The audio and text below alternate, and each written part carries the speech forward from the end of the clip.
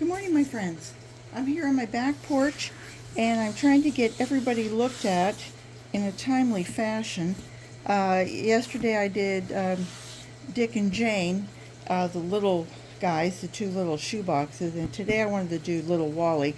Little Wally is a 3-gallon Rubbermaid tote, and I have been using him for a couple years, and it's just mesh here over these two holes and a little bit of probably electrical tape of some sort. Anyway, I haven't been in here for, I think it's been a couple months, or at least it seems like it. And I had, the last time, I think it was Valentine's Day actually, and I was in here and I had given him some of these Drake elm leaves. And also I had some croton leaves and some other heavier leaves that had gone through the grass clipper, through our lawnmower. And so, it was really going to be a lot for him to eat. And I think the last time, remember, we had mushrooms, and I had to laugh because I forgot I took the mushrooms out, and I had Jane over at Rock and Worms. I'm trying to think of Sandra at Nana's Worms and Garden. A couple other people said, "What did you do with those mushrooms? Feed them back to the worms." And to be honest with you, I have no idea what I did with them. Anyway, I probably did give them to the worms, but if I didn't give them to the worms, I probably put them back in with the Drake elm leaves and figured, hey, well, mushrooms are fungus and perfect. So anyway, I've got myself lined up here, and I wanted to kind of dig down and see if anything happened. This looks really dry, so it's going to get added down further onto the bottom. But let's just see. I'm moving around and around here, and let's see how this worked. I can see something germinated, and this is all the leaves that were added to the top. Goodness, I could probably use my little foot locker. This is my little favorite foot locker that I put stuff in. And I don't know if you can see what I'm doing, but I'm going to kind of unlayer it like unmaking the lasagna. Let's see what we got here. This feels much more heavy. Oh, and now we're into the shredded paper. It's funny the difference in size, because you have more square footage. You seem to just have more diversity. More places for things to move to one side or move to the other side. All right, this should be what was used to cover up. Okay, I'm going to move that back over. Now let's get into the interesting part. Let me fluff up and see if we have anybody hiding under there. Wow, that's some nice looking castings, isn't it? I keep saying I need to get in here and save these guys because I don't think they're getting enough food. I can see worms. I just don't see any worm balls.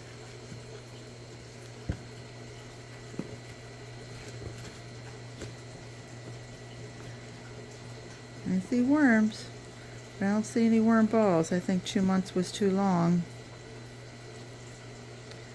They're eating any paper that they can find. Poor things. But I wanted to see if they've eaten those leaves. I can smell the leaves, actually. I'm getting a little, and not in an unpleasant way.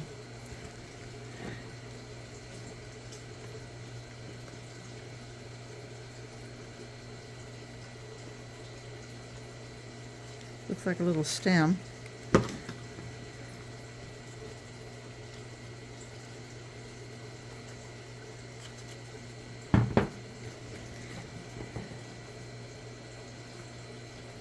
So we've got paper, we've got more paper, more paper.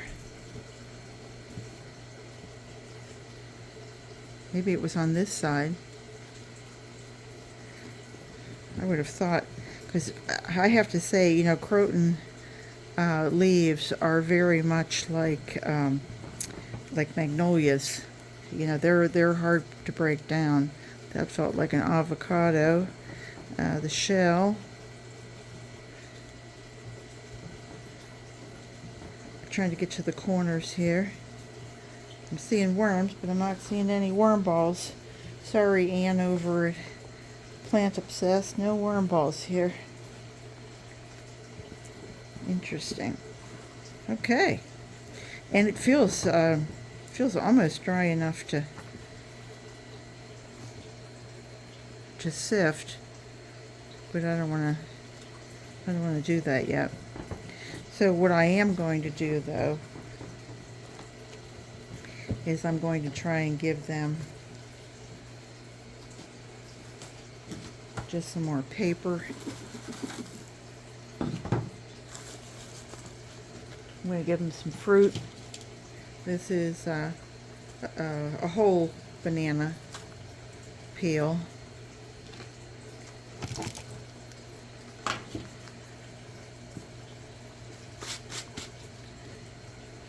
Reaching over. Oh, we're going to give them some coffee grounds.